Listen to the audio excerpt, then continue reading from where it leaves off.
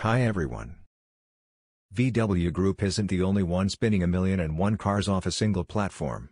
In the last couple of years, Mercedes has derived no fewer than 7 different cars from the latest A-Class underpinnings, all of which use a common suite of engines and technologies and, therefore, look and feel much the same. Seriously, you just pick the one that fits.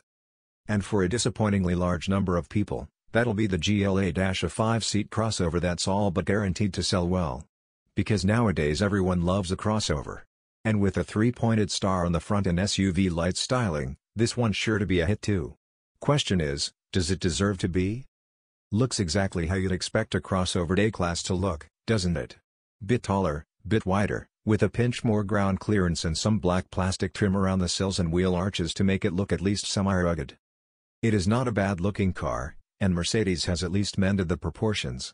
The new car is 10 centimeters taller and a fraction shorter, aligning it more closely with rivals like the Audi Q3, BMW X1/X2 and Volvo XC40.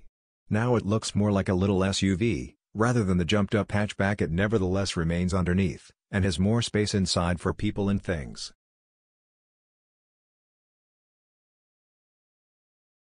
What is it like on the road? The GLA 220D gets the most powerful of the 2 available diesel engines. The GLA 200D gets a less powerful version of the same 2-liter, or you can have a 1.3 or 2-liter petrol, the GLA 200 and GLA 250. The 220D gets all-wheel drive as standard, and it's optional on the 200D, but the patrols are front-wheel drive only. All-wheel drive AMGs are coming, natch, as is a plug-in hybrid.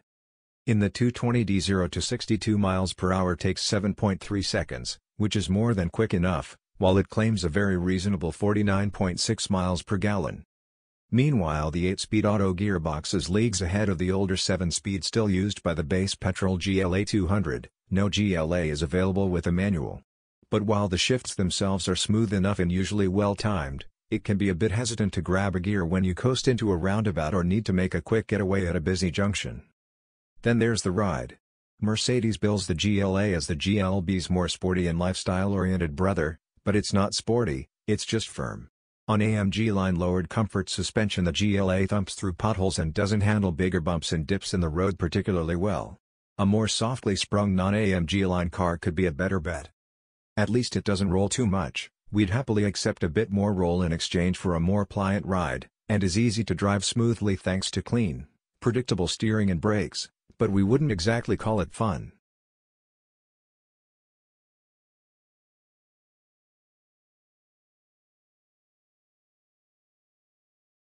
Happily, the new GLA's interior is more memorable than the way it looks and the way it drives.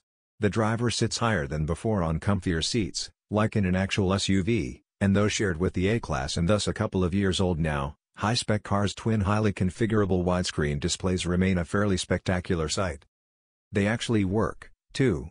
You can talk to them, something that works brilliantly 90% of the time, touch them or use the laptop-style trackpad on the center console. The user interface is smart, and after a bit of practice easy enough to wrap your head around. More space in here than before as well. Now you can fit actual adults in the back, where the seats slide about just like they do in the bigger GLB and fold flat. Meanwhile, material quality is broadly fine. Scratchy plastics are mostly confined to areas of the cabin you don't often touch or look at, but there are a few notable exceptions that let the side down somewhat. Most obviously, the gear selector and indicator stalks behind the steering wheel. The boot floor is a 2-position job, but capacity is only 435 liters, which is less than you get in most competitors. Crossover A-Class is an improvement on the old one and will no doubt sell very well indeed, but it's not without its problems. Until very recently, the GLA was the only small Mercedes SUV, but then the company shot itself in the foot by releasing an altogether better car. The GLB looks more interesting, has a bigger boot and 7 seats, and of course uses all the same engines and tech as the GLA because, don't forget, underneath it's essentially the same car. Not that much more expensive either. The GLA ought to be a bit more pliant, a bit more comfortable. Which would argue is of more value in an SUV than sportiness. It's the small Mercedes SUV we'd buy. Thanks for watching.